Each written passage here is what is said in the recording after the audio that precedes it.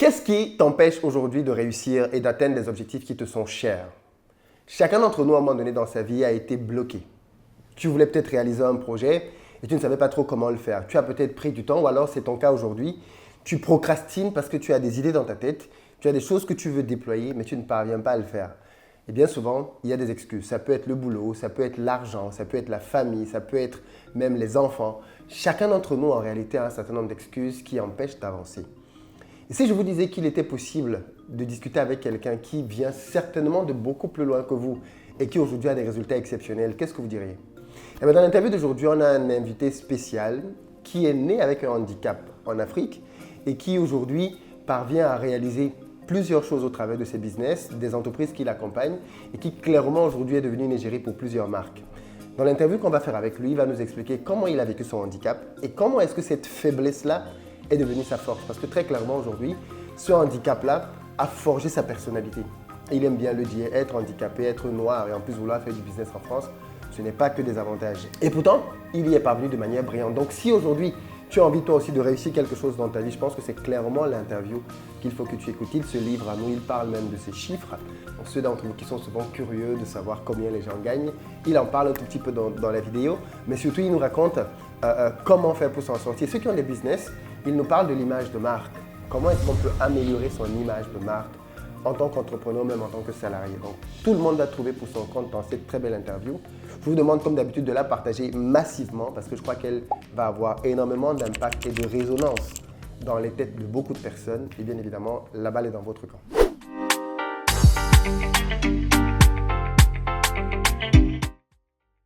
Salut à toi, bienvenue sur ma chaîne, moi c'est Philippe Simon et si je te parle d'entrepreneuriat, de business, de mindset parce que je suis convaincu que c'est avec ça qu'on va faire émerger notre communauté. Donc si toi aussi tu veux faire partie de cette belle aventure, deux choses à faire. La première, abonne-toi à cette chaîne, active la cloche de notification. Tu seras ainsi informé de l'apparition de toutes nos vidéos business comme celle-ci qui vont t'apporter du très bon contenu. Deuxièmement, dans la barre de description, je t'offre gratuitement un quiz sur la gestion du temps qui va te permettre de savoir si tu gères bien ou pas du tout ton temps. Ça va être une première étape qui va te permettre, bien évidemment, de faire les bons ajustements quand tu recevras la réponse à ce quiz-là. Pour ceux d'entre vous qui ne le savent pas encore, on arrive exceptionnellement pour la première fois à Bamako. Ce sera le samedi 7 août. Donc, tous les amis de Bamako et qui ont de la famille à Bamako, n'hésitez pas à réserver vos places. Le lien est disponible dans la barre de description pour pouvoir être avec nous pour une journée de formation intense. Les amis de Douala et de Yaoundé, ce sera le 21 et le 28 août. À l'hôtel Hilton et ensuite pour les amis de Paris, ce sera le samedi 25 septembre. Tous les liens sont dans la barre de description pour réserver vos places. Sans plus tarder, on va aller rejoindre notre invité Steve. C'est parti!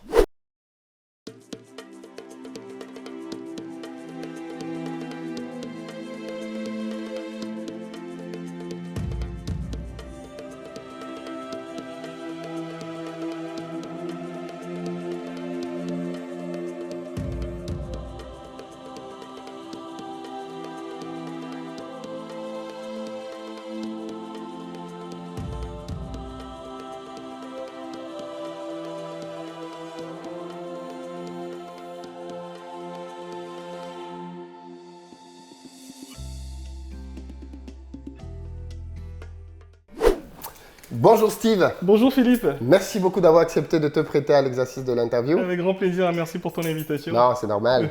On va enfin pouvoir davantage discuter. On a fait une première interview sur WhatsApp à l'époque j'étais dans mes aventures en Afrique. Et on s'était promis qu'une fois à Paris, on prendrait le temps de faire quelque chose de plus consistant. Donc aujourd'hui, on va essayer de creuser le mystère derrière ta personne. Qui est-ce que tu es? D'où est-ce que tu viens? Quelle est la rage qui t'anime? Pourquoi est-ce que tu parviens à réussir dans un univers aussi concurrentiel? Et surtout, comment est-ce que tu fais pour surpasser tous ces obstacles que tu as eu sur ton chemin, en commençant par ton handicap que tu n'as pas choisi, ta couleur de peau que tu n'as pas choisie, et ainsi de suite. Et on va en parler. Je pense que ça va faire du bien aussi à beaucoup de gens de te découvrir. Déjà, pour commencer donc, est-ce que tu veux bien simplement te présenter pour ceux et celles qui ne te connaissent pas encore? Ça marche. Ben écoute, merci pour l'invitation encore. Je m'appelle Steve Mponou, je suis entrepreneur, enfin je suis précisément instapreneur parce que j'ai lancé des activités grâce à Instagram. Donc j'ai une marque de vêtements, BHP. J'ai une agence de stratégie digitale où j'accompagne en fait des marques dans leur communication. Donc quand je dis des marques, c'est des personnalités parce qu'une personne a aussi une marque et des marques établies ou non dans leur personnalité. Donc du coup, je fais des conférences aussi où je prône la résilience, je montre en fait comment, même si on a des difficultés, comment on peut réussir et déjouer ces obstacles-là. Et donc, j'ai une autre carte depuis peu, je suis auteur, puisque j'ai écrit un livre, J'avais toutes les excuses aux éditions Duno. Oui, alors justement, il est là, on va en parler tout à l'heure aussi, parce que je pense que c'est un peu l'aperçu du livre hein, qu'on va voir dans ton histoire. Toi, avec ton nom, c'est facile. Hein. Opono, tu es forcément soit du Bénin, soit du Togo. On commence à savoir un peu comment les noms se font dans cette région-là. Un peu des deux, plus du Bénin, mais ouais. Voilà. Alors, tu dis que tu avais toutes les excuses pour ne pas y arriver. Tu fais allusion à quoi? Bah en fait, j'avais toutes les excuses, tu l'as vraiment justement dit au début, c'est que moi je suis, même si ça ne se voit pas là face à caméra, mais je suis handicapé à 80%, je suis noir, donc dans un pays en France. Donc déjà, c'était en tout cas en France. Deux gros trucs. Alors, est-ce qu'on peut juste entrer un peu en profondeur? Quand tu dis handicapé à 80%, ça veut dire quoi? En fait, je souffre d'un gène donc, du coup, qu'on appelle HLA-B27. Donc HLA-B27, ça déclenche une maladie qu'on appelle la spondylarthrite ankylosante. La spondylarthrite ankylosante, il y a 3 niveaux. C'est-à-dire qu'en fait, il y a un niveau où tu peux avoir le gène et tu ne peux rien avoir.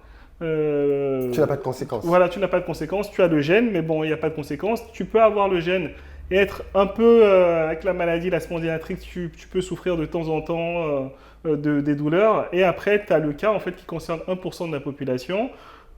C'est que tu peux avoir le gène et tu as le maximum de toutes les conséquences. C'est-à-dire que tu as des articulations qui sont touchées, tu peux ne pas marcher, voilà, tu as énormément de conséquences et moi, j'ai touché le gros lot. Tu es dans les 1%. Ouais, je suis dans les 1%, donc à chaque fois je dis ouais, je suis dans les 1% de quelque chose. Wow. Et donc du coup, j'ai touché le gros lot. Donc en fait, pour la petite histoire, je suis arrivé en France. En fait, j'avais déjà le gène. Il faut savoir que 10% de la population en fait, mondiale a ce gène-là. Ah oui. Ouais, ça se trouve, tu as le gène et tu ne sais pas. Tant que tu ne l'as pas déclenché, tu ne peux pas savoir. Mais 10% de la population a le gène HLA-B27. Donc tu as la maladie de Crohn, tu as la spondylarthrite ankylosante. Enfin, c'est des maladies qui découlent de ce gène. Donc moi, je suis né au Bénin. J'avais une différence de 1,5 cm entre mes jambes. Entre mes hanches en fait. Et bon, après, avec ma famille, ça se passait bien. Mes parents m'ont jamais montré ce handicap. À l'école, par contre, il y avait ce problème, tu vois. Enfin, les camarades de classe qui se moquaient de moi, des trucs comme ça. Mais bon, j'avais un contraste entre l'école où c'était dur et à la maison où j'avais l'amour de mes parents. Donc, j'ai pas trop... en tout cas, j'ai essayé de pas souffrir de ça. Et j'avais par contre un don, c'est que je jouais très bien au football. Encore aujourd'hui, j'ai 2 prothèses de hanche. Je vais expliquer pourquoi j'ai 2 prothèses de hanche, mais malgré ça, je cours encore très très vite. C'est très bizarre, les gens quand ils me voient courir, ils disent « Mais comment tu arrives à courir ?»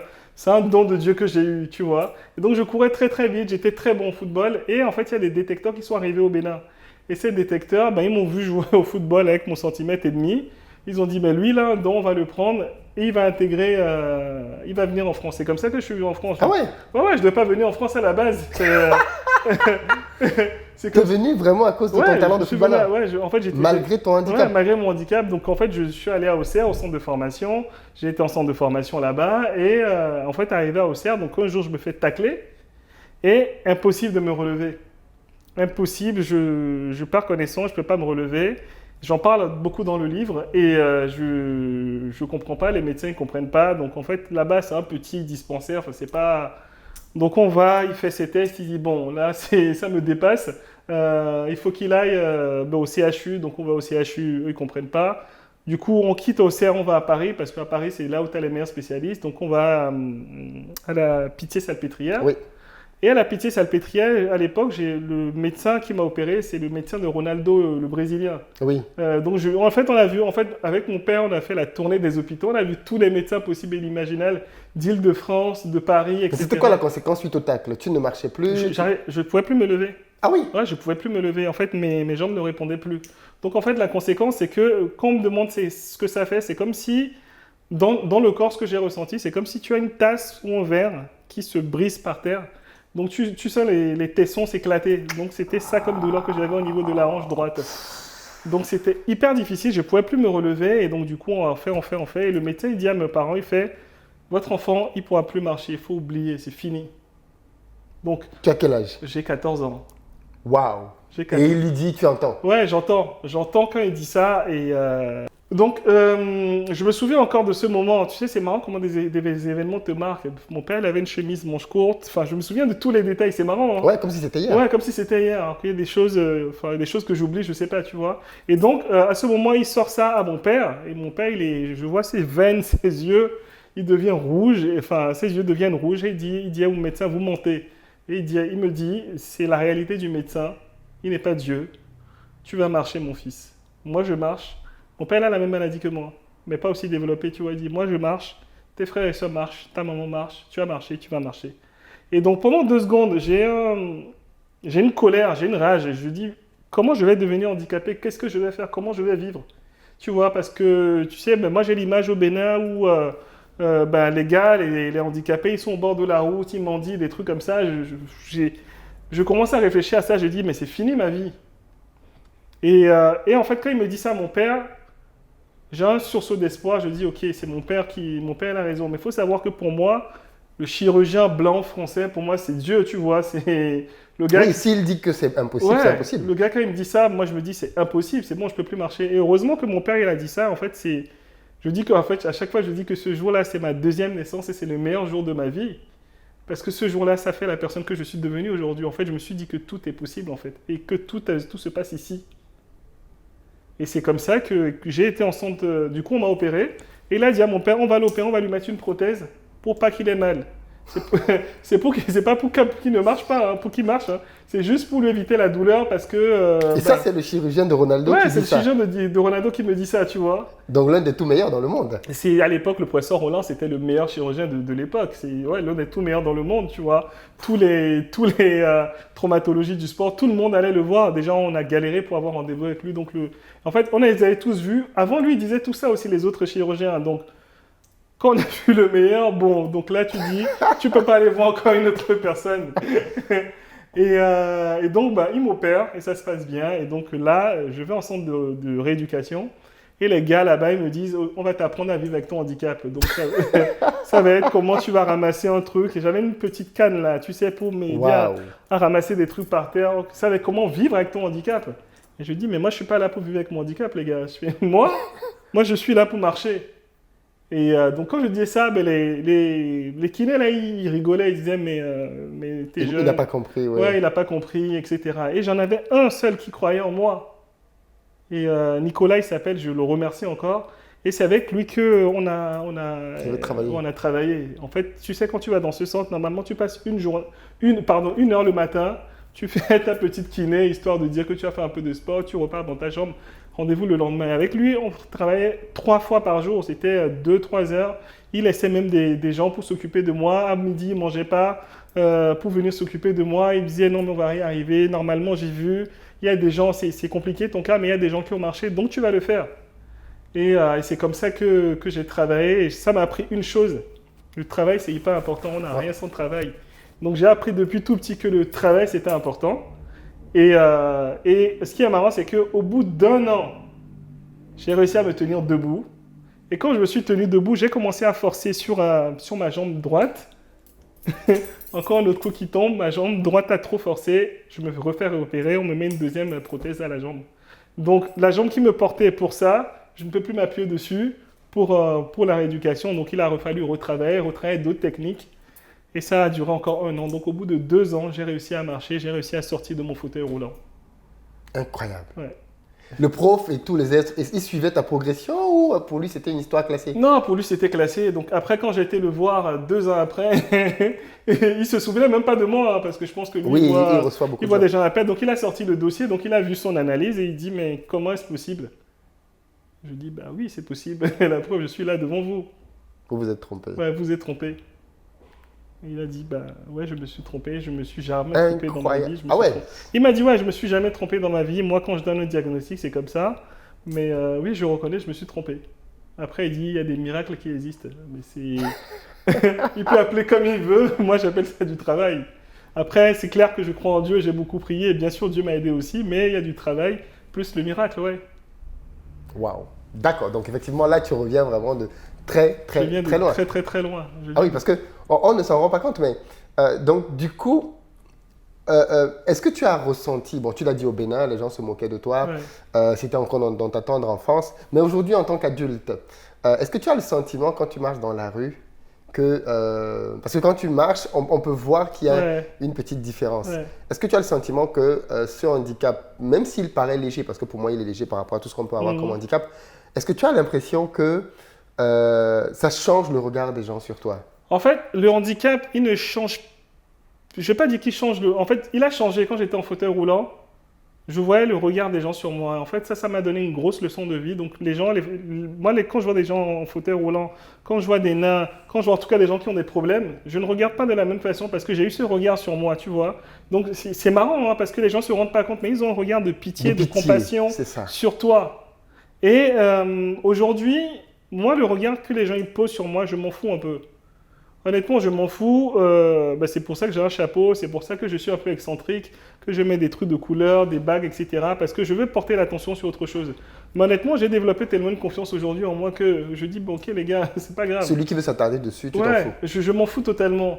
Mais je suis conscient que le regard, il est différent. Vraiment, je sais pas comment expliquer. Mais la première fois, en fait, tu te sens comme un moins que rien.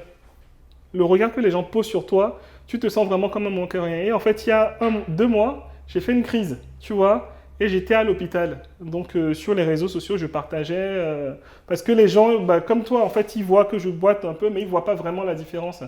Et là, ils m'ont dit, ah, c'est vraiment sérieux ce que tu as. Parce que je suis retourné encore en fauteuil roulant, et je suis resté 2 semaines hospitalisé, et donc, du coup, ils voyaient un peu comment ça se passait, et je leur dis, en fait, je ne vous montre pas tout. Moi, par exemple, j'ai mon petit garçon. En fait, il a un tapis, il joue par terre. Je ne peux pas jouer sur le tapis avec lui, tu vois. J'ai une petite chaise, je m'assois sur la chaise et je joue comme ça avec lui. Il y a des trucs que je ne peux pas faire. C'est sa mère qui fait des trucs. Donc, j'ai encore des trucs que je ne peux pas faire. Et, mais ça ne m'empêche pas de développer, de faire d'autres choses. Où je vais essayer de le... Et moi, je prends comme une force, tu vois. Je vais essayer de... Là, il est beaucoup plus développé. Je vais essayer de le faire jouer beaucoup plus debout, sur mes jambes, des trucs comme ça. Donc, tu trouves d'autres solutions. Tu trouves d'autres solutions, mais le regard, ouais, c'est clair qu'il est totalement... Maintenant, on va poser la question sous un autre angle. Toi qui es dans le business, est-ce que tu n'as pas le sentiment que ton histoire et ton handicap a pu te servir dans le business? C'est-à-dire que, est-ce que tu ne te dis pas que certaines marques, ça leur plaît bien de se dire... Si. On a un mec qui a un handicap avec qui on travaille, regardez. Si, bien sûr. Mais en fait, je sais qu'il y a plein de marques qui me contactent parce que je suis noir, je suis handicapé. Donc, en fait, ils ont un 2 en 1, tu vois. Ils ont un 2 en 1. Ils cochent les 2 cases de... C'est parfait. Ouais, faites-lui un bon chèque là. Minorité visible. Je suis conscient de ça. Maintenant, moi, je leur pose beaucoup de questions. Et je veux vraiment voir si leur démarche elle est sincère, tu vois. Et parce que j'ai pas envie qu'ils utilisent mon image pour faire du business alors qu'ils en ont rien à faire. Ouais, c'est ça. Donc j'étudie vraiment tout ce qu'ils ont fait. Je leur pose 2-3 questions un peu pièges pour voir s'ils vont tomber dedans. Genre. Non, je vais pas. On va dévoiler. Non, on va pas. Non, mais ça peut aider quelqu'un qui a. On va pas le faire ça D'accord. ici parce que. En tout cas, tu les testes. Ouais, parce que si les gars ils écoutent, du coup ils vont. Mais je les teste pour voir si c'est vraiment une démarche sincère. Ouais. Quand c'est une démarche sincère, donc du coup j'y vais. Et quand c'est pas une démarche sincère, j'y vais pas. Tu as eu des gens pour qui c'était pas sincère? Ah, mais il y en a plein. Il y a plein de marques qui, surtout en ce moment, tu sais, en ce moment, il y a ce truc de. Comment ils appellent ça? D'inclusion. Oh non, attends, j'ai oublié le mot. Il m'a sorti ça en plus. Non, mais c'est pas grave. Donc ouais. Une notion de dire on veut mettre tout le monde. Voilà, il y a une notion de dire je vais mettre... je vais pas citer le nom de la marque parce qu'on va pas citer le nom de marque. Oui, mais les gens, ils vont savoir. C'est une marque qui vend de la nourriture. Ils ont des enseignes que à Paris. Ok.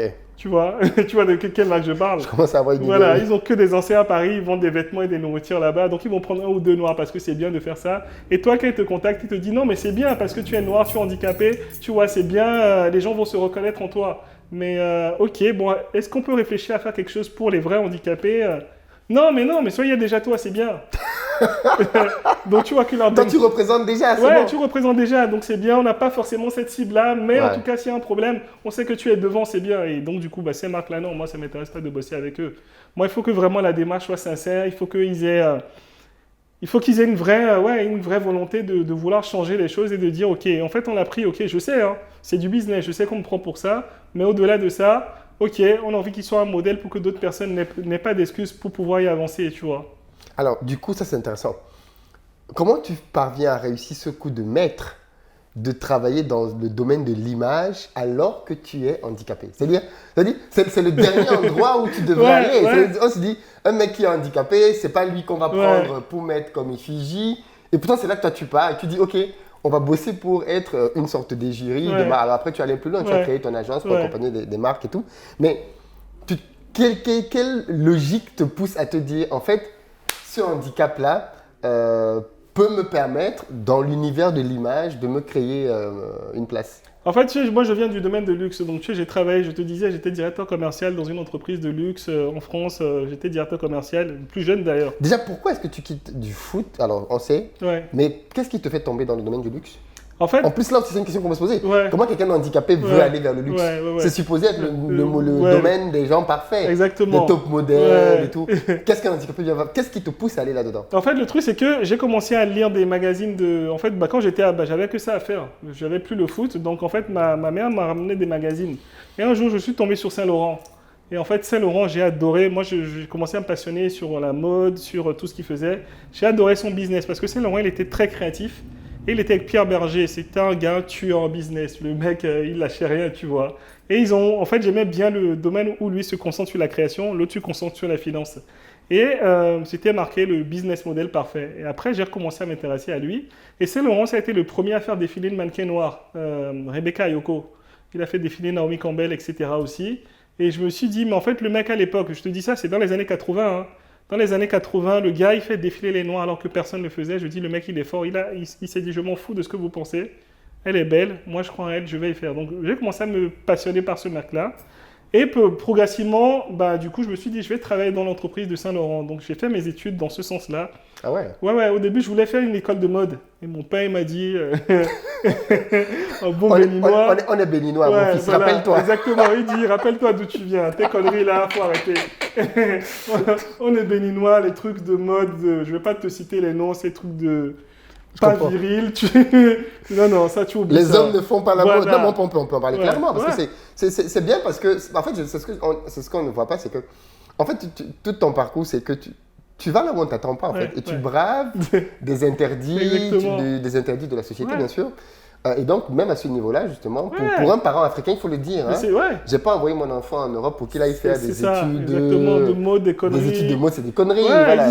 Mais il faut le dire aussi, c'est que du point de vue d'un parent africain, ce sont des métiers qui ne rémunèrent pas bien en Afrique. Exactement. Donc du coup, peut-être qu'il se projette en se disant, il va faire quoi avec ça ici? Ouais, c'est ça. Les tailleurs du quartier, il a 5000 francs. C'est ça. Donc je veux pas ça pour mon fils. Donc, à leur décharge, c'est aussi la vision qu'ils ont du métier autour d'eux qui peut faire que parfois certains parents sont réfractaires par rapport à certaines études. C'est exactement ça. Il dit, mais moi je t'ai pas emmené en France pour que tu sois couturier.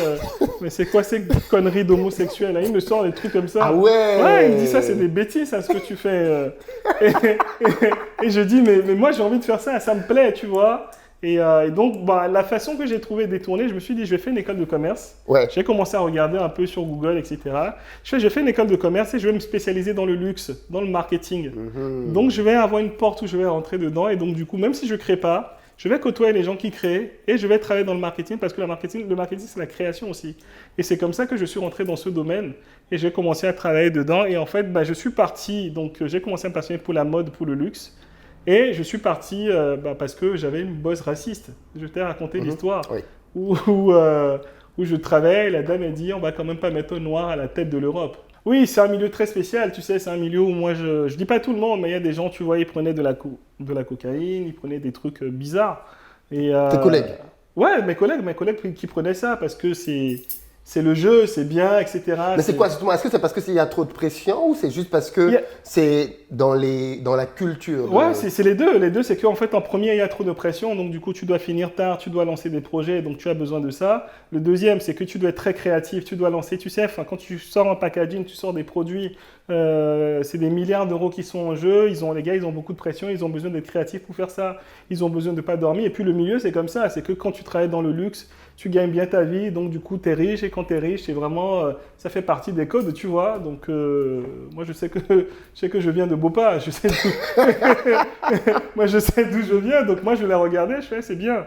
Et du coup, je partais. Et puis, il y avait des trucs comme ça, où les gars, l'après-midi, qui commençaient à boire. Vraiment, vraiment les clichés que tu vois avec le petit whisky à 14 heures, des trucs comme ça. Et moi, à l'époque, j'avais 22 ans. J'étais là, je regardais, je prenais le verre, je le mettais à côté de moi pour faire croire Genre, que je suis. oui, Je rentre dans votre truc, tu ouais, vois. Je ouais. rentre dans votre truc. Je pars un peu aux toilettes, je reverse un peu, je reviens, je mets un peu à côté.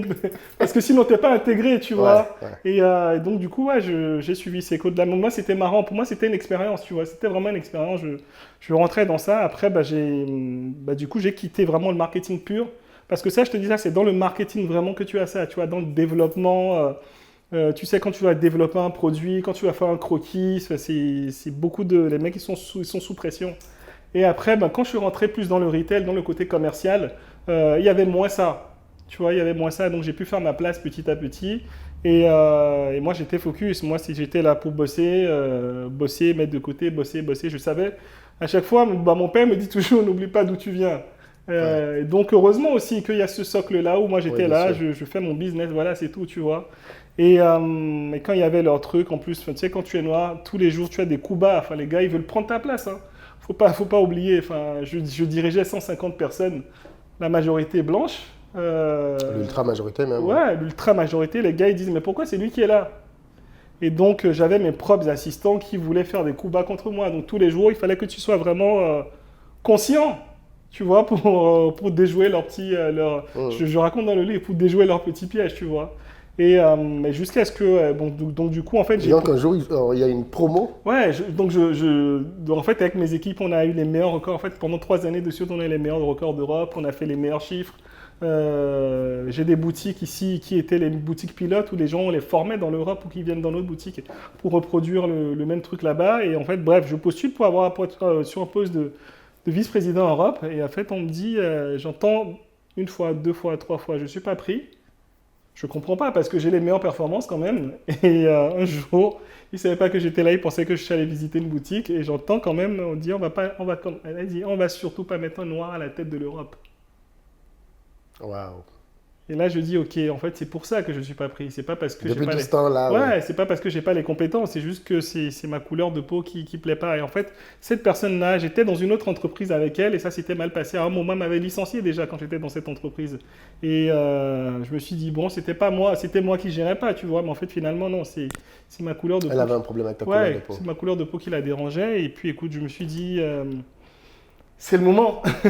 Ouais. En fait, si tu veux, 6 mois avant ça, il y a eu plein d'événements. En fait, si je peux te donner un conseil aux gens, il faut écouter la vie, il faut écouter ce que la vie te donne. Parce que 6 mois avant ça, j'ai mon père qui a fait un AVC. Et mon père a fait un AVC, moi j'étais en train de bosser comme un malade, je ne pouvais pas aller au bled parce que si je demandais 1 ou 2 semaines machin de congé, non, C'était bon, ouais, tu es dans la période commerciale forte, tu ne peux pas faire ça. Donc c'était par téléphone, donc après ça allait mieux et je ne voyais pas ma famille. Donc j'ai commencé à déprimer un peu en disant, je travaille trop, je suis plus à l'aise dedans. Bon, et ça a été le coup de grâce. Je me suis dit, c'est bon, c'est pas pour moi. Je commençais à lancer mes business à côté. Je me suis dit, bon, Instagram, ça marche bien. Tu commences à avoir une communauté. Tu fais des placements de produits. Tu vas pas t'arrêter que sur ça. Crée une marque, crée un business et lance-toi. Tu vois, c'est comme ça que je me suis lancé. Waouh. Alors, du coup, tu l'as dit tout à l'heure, tu mets beaucoup d'accessoires parce que tu veux que les gens regardent autre chose Ouais. quand ils te voient. Est-ce que tu as le sentiment que ça marche? Bah oui, ça marche. Et pour te répondre à ta question, oui, j'ai dévié pour te répondre à ta question, pourquoi je suis dans l'image alors que je suis handicapé. Oui. Oui, c'est que en fait, tu vois, quand j'étais dans le luxe, j'achetais plein de trucs de luxe. Donc j'achetais enfin bref, je vais pas citer les marques, mais les marques les plus chères, parce que tu sais, je voulais impressionner le monde. Je voulais que les gens ils regardent, ah il est habillé, il a ci, il a bien ça. Aujourd'hui, tous ces trucs-là, c'est dans un placard, je les sens même plus, tu vois. Et en fait, à un moment, j'ai compris que c'était pas ce que j'allais montrer aux gens qui faisaient ma personne. Donc j'ai beaucoup travaillé sur moi, hein. J'ai fait beaucoup de développement personnel, j'ai commencé à me renseigner. Et en fait, je me suis dit, en fait, c'est la valeur que tu vas apporter aux gens, c'est comment les gens ils vont se sentir par rapport à toi, c'est ça que tu vas leur apporter. Et je dis, en fait, moi, mon point faible, entre guillemets, c'est mon handicap. Pourquoi je ne transforme pas en point fort, tu vois? Donc du coup, en fait, les mecs, ils se disent, ok, ils attendent à voir handicapé, ok, je vais venir, je vais être le plus excentrique possible.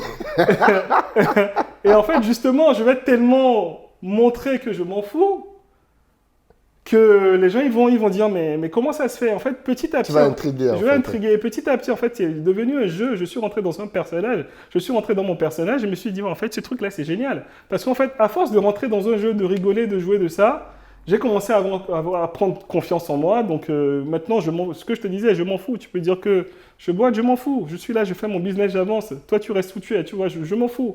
Et je me suis dit, OK, si je lance ça, parce qu'en fait, en partageant sur les réseaux sociaux, il y a des gens qui m'ont écrit, dit, mais il faut vraiment avoir les couilles pour, pour te mettre à nu, pour parler de ton handicap, pour parler de tes difficultés, mais par rapport au go, machin, tout ça, par rapport aux gens, tu n'as pas peur. Je me dis, mais je m'en fous. D'ailleurs, un point très important. Comment tu as géré ça? Alors, je dis que tu es marié, tu es un enfant, mais comment tu as géré le côté homme par rapport à la gente féminine? Est-ce que tu t'es senti rabaissé? Est-ce que tu t'es souvent dit que je ne suis pas assez bien pour les filles parce que je suis handicapé? Comment tu as géré ça? Quand j'étais, parce que c'est un vrai point aussi. Quand j'étais beaucoup plus jeune, oui, je manquais énormément de confiance en moi. Je ne pouvais même pas parler quand je voyais une fille en face de moi. Je bégayais, tu vois. Et en fait, à un moment, avant d'avoir ma femme, j'ai commencé à être à l'aise. Parce que je suis rentré dans le jeu. Je suis rentré dans le jeu en disant… En fait, tu es rentré dans le jeu avec tout, en fait. Oui, avec tout. En fait, au début, j'ai commencé, en fait, je me suis dit, OK, ce que je vais faire dans un premier temps, au début, c'est marrant que je fasse des conférences aujourd'hui. Et en fait, je t'enverrai les textos. J'ai des camarades de classe qui m'envoient un message. Ils me disent, j'ai vu une de tes vidéos passer, mais est-ce que c'est vraiment toi ou c'est l'autre personne? Parce que le Steve que je connais, là, il n'était pas comme ça. J'ai commencé dans le métro, je lui ai dit, OK, je vais commencer à parler déjà à un homme, tu vois, pour lui demander la route. Après, deuxième chose, OK, je vais parler à un mec dans la rue, je vais lui demander, je vais lui dire que je le trouve beau gosse. Des trucs comme ça, j'ai commencé à m'entraîner. Donc, OK, c'est bon, maintenant, j'irai voir les femmes. et j'ai commencé comme ça, et c'était un jeu. Après, j'étais à l'aise. Aujourd'hui, tu me dis de parler à n'importe qui, je peux parler à n'importe qui, je m'en fous. Mais au début, c'était pas facile. Et c'est ce que je dis, il faut sortir de sa zone de confort parce que la première fois, je ne vais pas mentir, c'était pas facile. C'était pas facile à le faire. Et en fait, tu sais, je te dis aussi que je suis né ce jour-là quand j'avais 14 ans parce que, en fait, à force de me faire abaisser, de me faire abaisser, je me suis dit, mais c'est pas un truc pour moi. Et il y a un livre aussi qui m'a beaucoup inspiré, c'est Les 5 regrets, c'est Bronnie Ware. Les 5 regrets des personnes qui meurent. Et en fait, j'avais noté un truc dans ce livre, c'est il faut vivre pour soi. La plupart des gens, quand ils meurent, ils disent, en fait, ils regrettent de ne pas vivre pour eux. Et je dis, mais en fait, au final, si je ne dis pas aux gens ce que je pense, je vais regretter. Donc, le gars qui me traite de handicapé, je lui ai dit, OK, toi, tu es moche. Je vais lui répondre un truc. Où je lui ai dit, OK, moi, je suis handicapé, mais en attendant, ça me permet de faire ça, tu vois. Ouais. Ça a commencé à me donner beaucoup de confiance. Et je me suis dit, en fait, tu sais quoi? Dis les choses, dis ce que tu ressens, et tu t'en fous.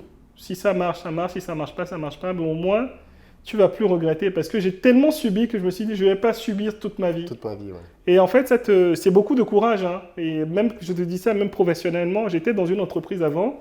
Et avec mes responsables, ça se passait pas bien. Et en fait, une fois, j'ai pris une feuille et j'ai mis, je démissionne. Et je suis allé voir, je tremblais. Hein. Je suis allé voir ma boss, je lui ai donné cette feuille, j'ai dit, je démissionne. Et elle m'a dit, on ne part pas comme ça. J'ai dit, mais vous me manquez de respect, vous ne me respectez pas, vous ne respectez pas mon travail. Vendredi, je bosse jusqu'à minuit, je rentre chez moi le lundi, tout ce que je vous m'avez demandé de faire, vous changez tout. Je ne peux pas continuer comme ça.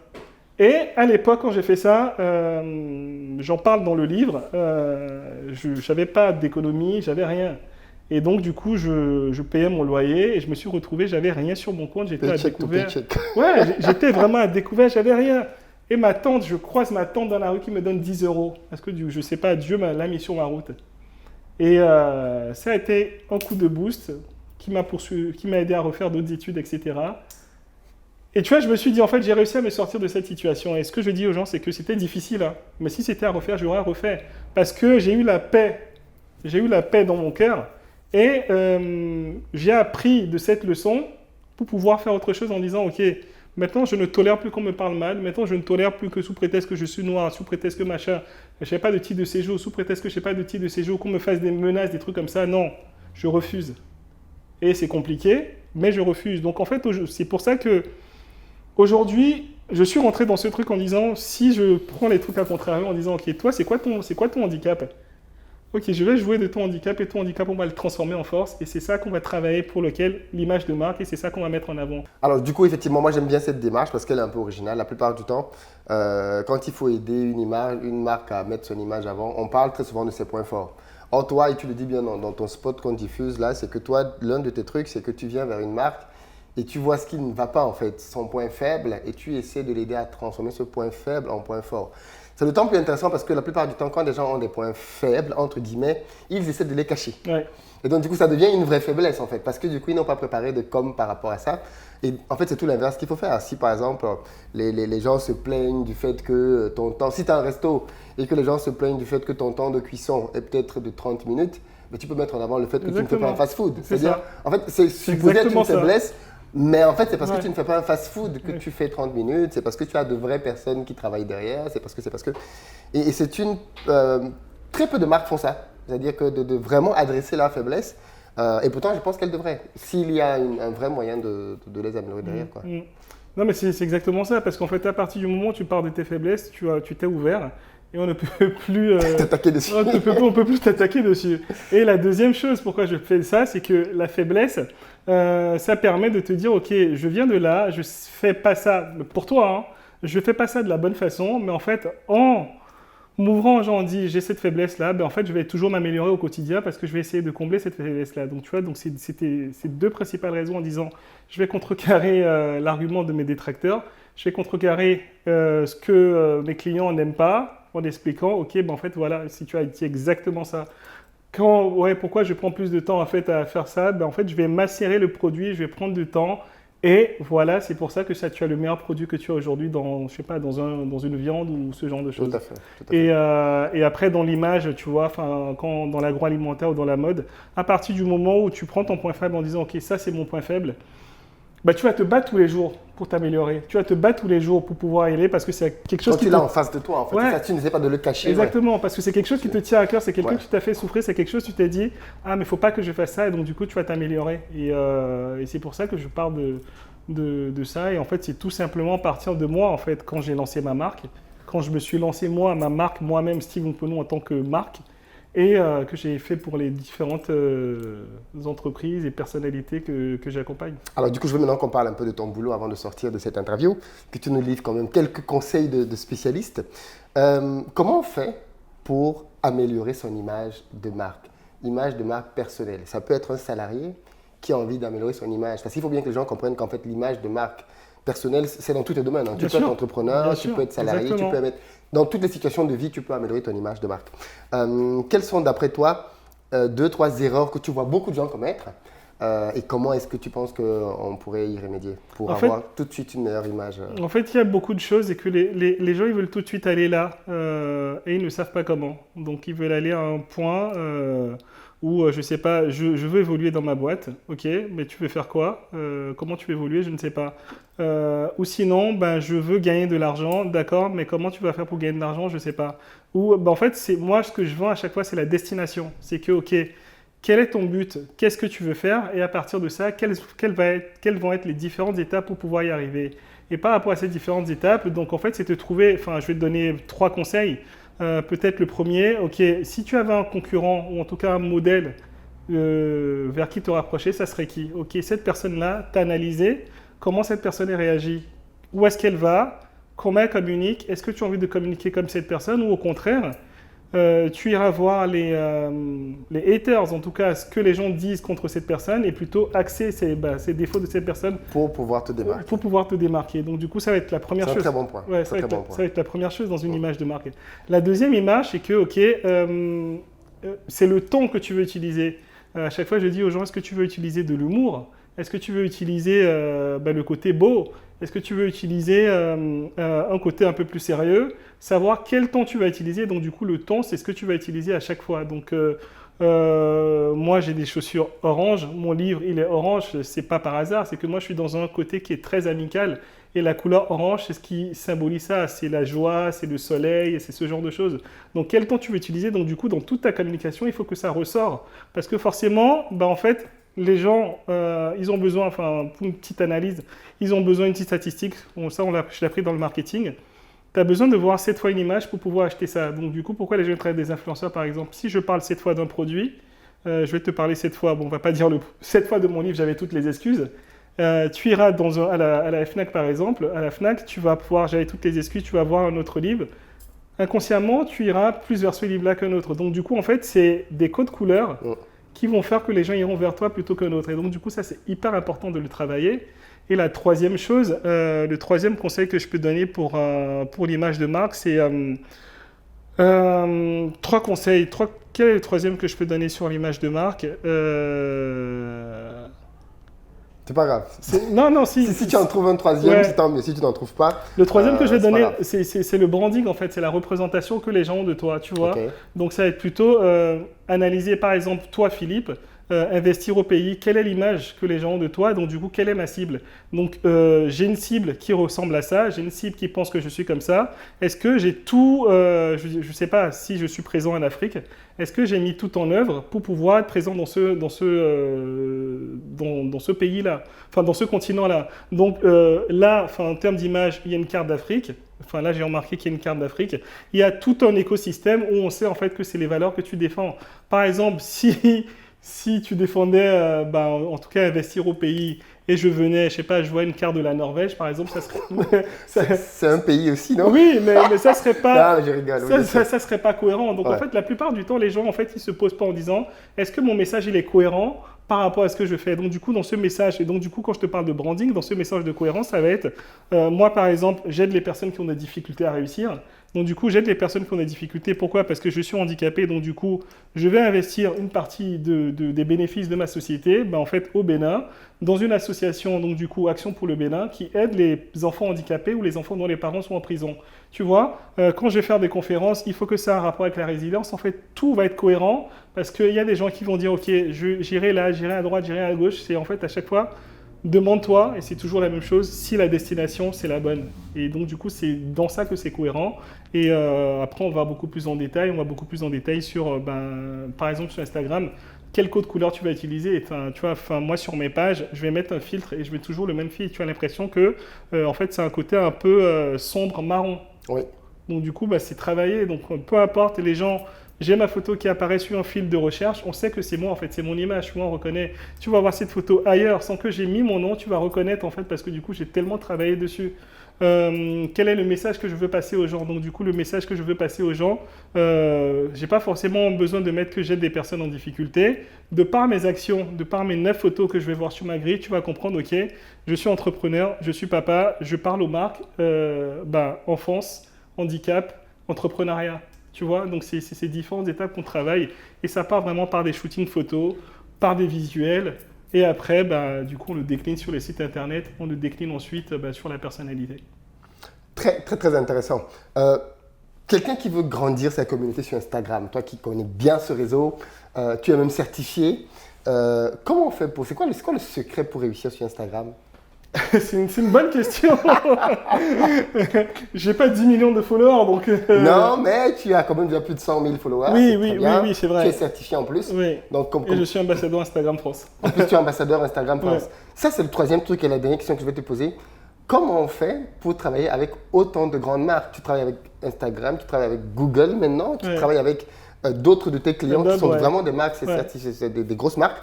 Comment tu fais pour aller ouvrir toutes ces portes-là? Ça, c'est la dernière question que je vais te poser. Mais d'abord, sur Instagram, qu'est-ce qui est à l'origine de ta réussite?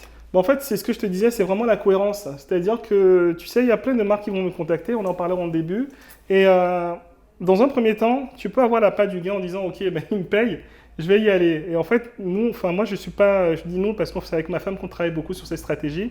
On n'est pas du tout dans ça. En fait, il faut que ça soit cohérent. Je vais préférer travailler pour une marque à long terme ou pour une marque juste une fois. Mais en fait, quand une marque concurrente va m'appeler, je vais dire non.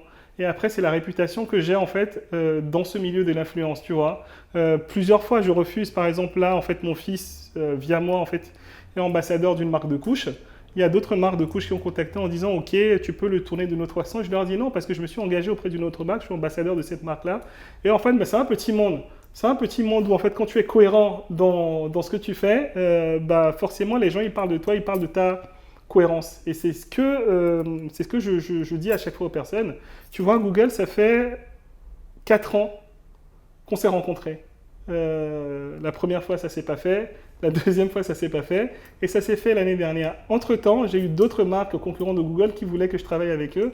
Mais moi, dans mon état d'esprit, je voulais Google. Je voulais vraiment Google parce que Google, pour moi, c'est je vais faire mes recherches sur Google. Il y a la bourse Google pour les entrepreneurs. Enfin, c'est des centaines de milliers d'euros. Et en fait, je voulais vraiment ça. Et en fait, qu'est-ce que j'ai fait pour aller dans ce sens-là? C'est que je suis resté dans mon domaine en disant, OK, moi, la valeur qui a fait que je travaille pour Google, c'est l'inclusion. Je prône beaucoup l'inclusion.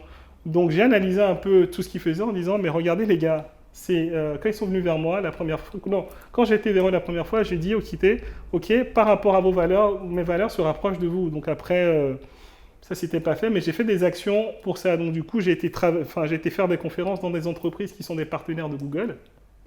Donc, ils m'ont vu.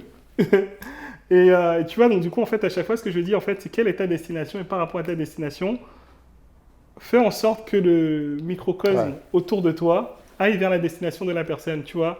Donc, si j'avais été faire des conférences chez des personnes qui étaient leurs concurrents ou qui étaient leurs ennemis, entre guillemets, ça n'aurait pas fonctionné. Donc, en fait, c'est toujours prendre le temps d'analyser. Parce que Qu'est-ce que je veux, en fait? Ouais, parce que l'opportunité, elle est partout, tu vois. Et après, c'est pas se la péter ou c'est pas dire je veux pas ou quoi. Moi, il y a plein de gens qui me contactent, comme toi sûrement aussi. Mais je n'accepte pas tout parce qu'en fait, il faut que leur message, il faut que leur destination, quand je m'associe avec une personne, il faut qu'il n'y ait pas de case, tu vois. Et récemment, il y a une marque qui m'a contacté en disant tu vas poster des messages de joyeux anniversaire à ta communauté et t'es payé X euros pour ça. Et j'ai pas envie de faire ça parce qu'en fait, au début, quand j'ai été chercher, c'était un peu des organisations un peu bizarres qui finançaient ce genre de choses. Ah. Tu vois. Et la deuxième chose, c'est que je me dis, je peux pas. Qu'est-ce que je suis pour que, je sais pas, dire juste joyeux anniversaire à quelqu'un, on va me payer, ça, c'est pas cohérent, tu vois. J'aimerais pas, moi, qu'on fasse ça. Obama, dont je suis fan, Obama, j'aimerais pas le payer pour qu'il me dise joyeux anniversaire. Je préfère qu'il me dise naturellement joyeux anniversaire. Ouais, tu vois, donc du coup, c'est vraiment la cohérence et je pense que c'est la clé, en tout cas pour durer, c'est la clé. Il faut être cohérent. Il faut être vrai, en fait. C'est une part de la cohérence. Parce que malheureusement, beaucoup de gens viennent sur les réseaux sociaux pour avoir une image. Pour se donner un nom. Ou beaucoup de gens, quand ils me rencontrent dans la rue, on discute 5 minutes. Ah, t'es vraiment comme dans tes vidéos. Ouais, oui, exactement. Je ne joue pas un rôle. Exactement. Quand je rigole, je rigole. Ouais. Quand je suis pas content, je suis pas content. Mais je suis comme je suis dans la vraie vie, dans ma chaîne. Et, ça peut plaire comme ça peut déplaire. C'est pas grave, mais dans la vraie vie, je ne plais pas à tout le monde. C'est ça. Donc pourquoi est-ce que sur les réseaux, je vais essayer de plaire à tout le monde ou d'avoir l'unanimité? Non, je suis comme je suis. Certains m'acceptent et on marche très bien ensemble et d'autres ne m'acceptent pas. Et c'est très bien comme ça aussi. Mais comme on dit, enfin, tu vois, c'est exactement ce que tu dis, tu vois. Et moi, c'est ce que j'aime bien chez toi aussi. Et ce que je dis, en fait, en Afrique, OK, on peut dire, il y a des pays. Bon, chez moi, mon président, il a eu 84% de vote d'intention, tu vois. Donc, même s'il a été élu haut la main, il a eu 84%, il y a eu 16% malgré tous les trucs. Enfin, je ne dis rien, je ne dis pas qu'il a... Bien sûr. Malgré tout, il y a 16% qui n'ont pas voté pour lui. Donc, même Dieu ne fait pas l'unanimité. Bien sûr. Et quand tu vois, la dernière fois, j'en parlais avec un copain, Gladiator, qui est le film qui a eu des Oscars, le plus gros film du monde. Il y a un mec qui a dit, ce film-là, c'est une grosse merde. Donc, tu ne peux pas faire l'unanimité. Personne ne peut faire l'unanimité. Et c'est ça, en fait. Pour réussir, c'est la cohérence, c'est apporter de la valeur aux gens. Et être vrai. Parce que... Mais en fait, je me rends compte que même ceux qui ne t'aiment pas te respectent. Exactement. Quand tu es cohérent. Ouais. Parce qu'en fait, en réalité, personne n'aime les lèche-bottes. En fait. Non. Personne n'aime des faux. Vous voyez, tu es fake en fait. C'est-à-dire, tu rigoles avec moi maintenant comme tu rigolerais avec le mec qui me poignarde en fait. Exactement. Parce que tu n'as pas de caractère, tu n'as pas de... Et je pense que c'est bien que tu soulignes ça sur les réseaux sociaux, que ce soit sur Facebook ou sur Instagram ou même YouTube. Il faut être cohérent, donc il faut être vrai, il faut être authentique, il faut être soi-même et avoir un vrai message à porter. Que ce soit quand on veut lancer un business, on lance un business juste parce qu'on veut gagner de l'argent, on lance un business parce qu'on veut voir quelque chose changer. Et je crois que c'est important de rappeler ça aux gens. Nous, on fait investir au pays, oui, on fait des formations, on accompagne des gens en Afrique, mais c'est vraiment parce qu'on a la volonté de faire que les choses changent sur le continent et on veut inclure la diaspora dans ça.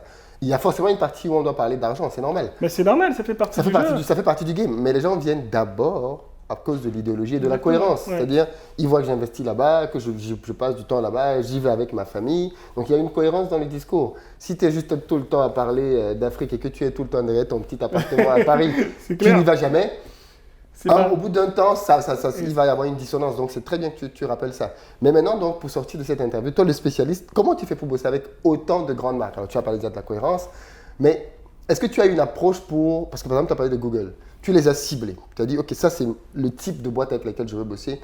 Et tu as fait le travail qu'il fallait pour qu'ils te remarquent.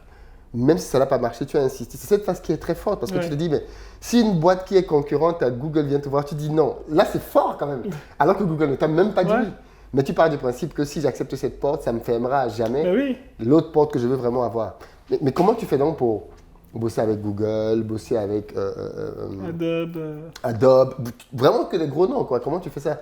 Bah, c'est. Parce qu'il y a des gens qui voient, ils se disent, mais si tu étais en Afrique, on aurait dit, lui, il a trempé dans Ouais. quelque chose. Les gens me Son disent ça. père a mis- Ah, tu vois, Les gens me disent ça. Ils disent, mais c'est quoi ton. lui, il a trempé dans quelque chose. Non, en fait, c'est l'histoire de ma vie. C'est que, tu vois, moi, j'ai beaucoup de. Enfin, quand je mets le sous-titre, c'est croire en soi pour déjouer les obstacles. J'ai tellement d'obstacles et de difficultés que, en fait, moi, quand tu me dis non, et en fait, c'est. Enfin, la dernière fois, je disais ça, on me disait, mais c'est macho ce que tu dis non. Je dis, en fait, ça a été comme avec ma femme. Ma femme, la première fois, elle m'a dit non. J'ai mis 6 mois. Après, maintenant, on a un enfant, tu vois. En fait, quand tu me dis non, c'est le début. Tu dis, ah, C'est le début. c'est pas mal comme philosophie, Ouais, ça. c'est le début. C'est pas que je Tu vais. peux encourager beaucoup de mecs, là. Ouais, ouais, c'est pas être lourd, hein. Non, c'est le début. tu vois. Ouais, ouais, c'est pas être lourd. C'est juste, ok, je vais analyser, je vais dire, ok, qu'est-ce que je vais lui apporter? Et en Ouais. fait, et c'est souvent ça, enfin, pour travailler avec ces marques-là, c'est la même chose, c'est apporter de la valeur, tu vois. Et quand, enfin, on va faire le séminaire avec toi, avec d'autres personnes, c'est à chaque fois, je suis parti, ok, moi, je suis l'expert dans ce domaine. Je vais m'entourer des experts dans d'autres domaines, tu vois, enfin, investir au pays, tu vois, tu es fort dans ça. Moi, je suis au pays, je suis pas bon dans ça. Ok, je vais m'entourer et je vais bosser dessus. Et en fait, quand je vais bosser avec une marque, je lui ai dit, moi, mon domaine, c'est l'image de marque. Moi, mon domaine, c'est je vais vous apporter ça. Et donc, je suis conscient que je vais vous apporter ça. Après, quand ils me disent, on a pensé à ça, à ça, à ça, je dis, écoutez, moi, les gars, ça, je suis pas bon, je peux pas le faire. Alors que d'autres personnes vont dire, ok, je vais le faire, je vais apprendre comment le faire après.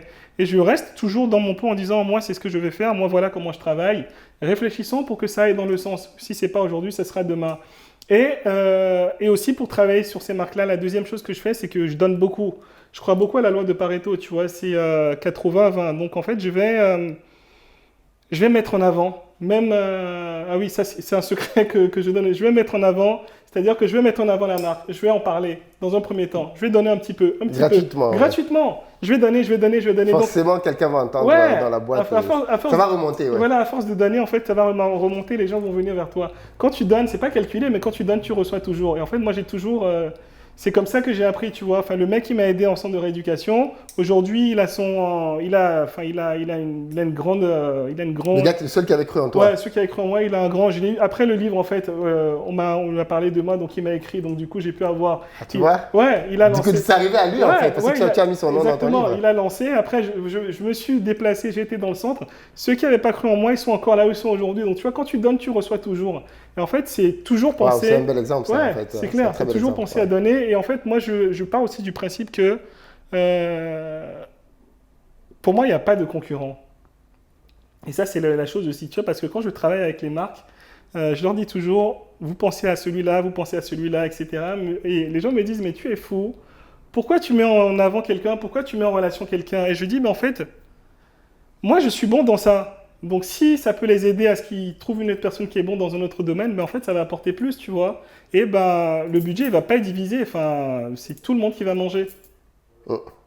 Et en fait, quand tu leur apportes, et donc du coup, ça leur apporte de la valeur, donc après, ben, ils vont continuer à travailler avec toi parce qu'ils se disent, ok, ils pensent pas que à lui, ils pensent à donner, ils pensent à ce qu'on évolue. Et il faut toujours donner plus. Et c'est pour ça que je travaille et que je suis dans la continuité avec ces marques-là, c'est que je pense vraiment. En fait, moi, mon souci, c'est toujours, il faut que je donne. Et plus tu donnes, ben, tu sais, c'est simple. Quand tu donnes à la personne et que la personne elle mange, bah, elle Bien sûr. bah, elle va te donner aussi Elle à va te toi pour donner que en tu retour. manges, tu vois, c'est comme ça. C'est une très belle philosophie, très belle philosophie.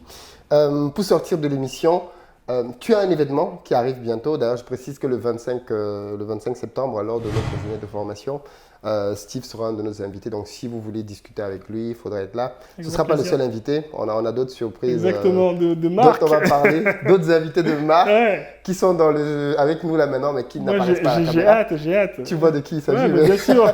mais On peut dire sinon, ou pas. par contre, parle-nous un peu de toi, de ton événement, parce que du coup, tu organises aussi une Exactement. conférence. De quoi tu vas parler là-dedans? Le livre, génial, il faut le prendre. On en avait déjà parlé un tout petit peu sur la chaîne à l'époque. J'avais toutes les excuses. Alors, éditions Duno, mais il est disponible sur... Il est disponible sur Amazon.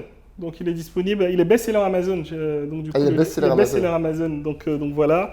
Donc vous pouvez le voir directement en tapant excuse. Vous allez lire un best-seller pour la première fois de votre vie. J'avais toutes les excuses. Il est disponible à la Fnac, chez Cultura, dans tous les points de vente, je ne sais plus combien, mais... à peu près partout en gros. À peu près partout en fait. J'avais toutes les excuses. De toute façon, on ne pouvait pas vous louper. Lui, son visage et ses bagues là, voilà. Voilà, elles sont visibles. Exactement. Et puis si sur le site aussi, stevemponou.com, vous avez le livre. Si vous allez sur le site, vous pouvez le commander directement. Mais pour toi, tu gagnes plus quand on commande où?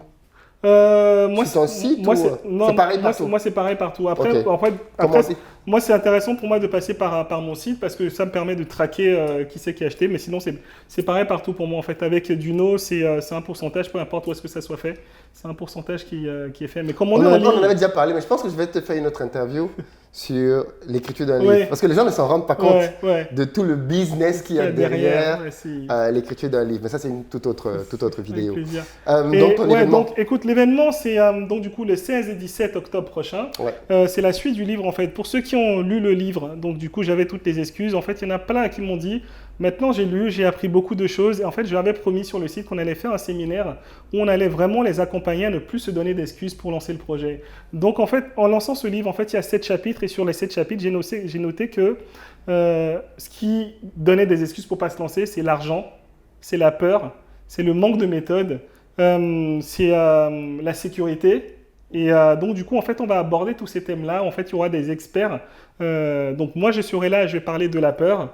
Il y aura des experts qui sont ici parmi nous. Tu seras là, tu vas nous parler de l'idée, du projet.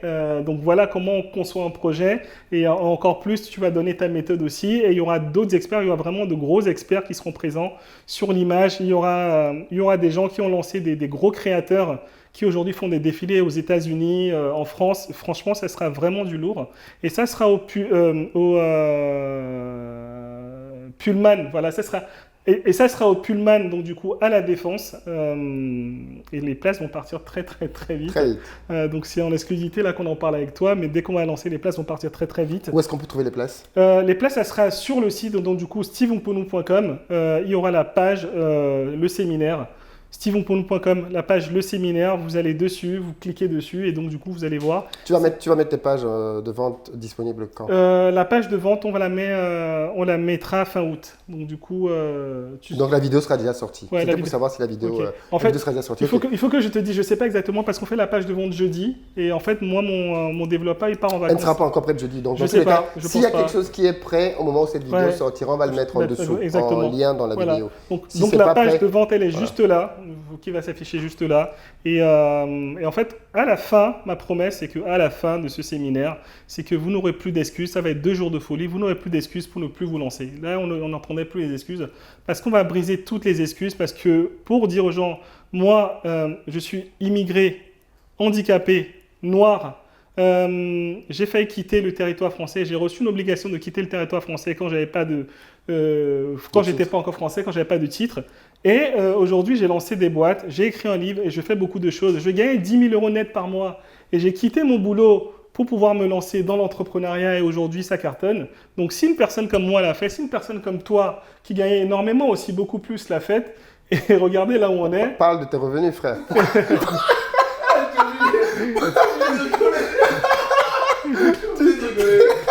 Trop fort, il dit toi. Termine avec tes revenus. Mais on est dans des beaux bureaux ici. Donc, on est dans des beaux bureaux et encore, j'ai pas vu les bureaux en Afrique. Donc, si en fait des personnes lancent des projets et qu'on est là, en fait, on veut vous partager. Et il y a des gens qui sont dans la salle ici qui seront là. En fait, si nous on a réussi à faire ça.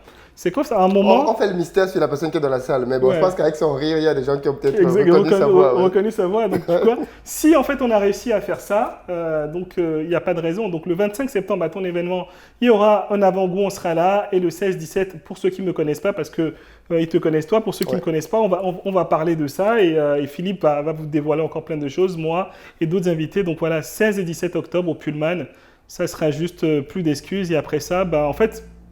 Que vous soyez entrepreneur ou salarié, vous allez trouver un projet où vous lancer pour ne plus avoir d'excuses parce que la vie, c'est court, la vie, c'est 100 ans.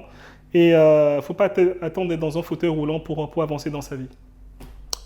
Merci beaucoup pour cet encouragement de fin. Merci de ta disponibilité, de ta générosité pour nous partager ton parcours, ton histoire. On espère te revoir ici très bientôt pour parler de livres, parce que je suis en train d'écrire le mien aussi. Merci à toi. Et il y a beaucoup de choses déjà à tirer de ton histoire. Achetez le livre, c'est vraiment une très belle histoire. Ça va vous aider, j'en suis intimement convaincu. Et bien évidemment, venez aux événements. Le mien, c'est le 25 septembre. Steve sera là, pas que lui, il y a d'autres personnes aussi. On va parler de la vente, comment faire pour vendre un projet, une idée, un business, comment multiplier son chiffre d'affaires. Et ensuite, pour ceux qui pourront, et j'espère que vous pourrez, en octobre, ce sera à la Défense au Pullman, 16-17 octobre, Exactement. pour son événement à lui, dans lequel je suis un des participants, mais pas le seul, il y en aura d'autres.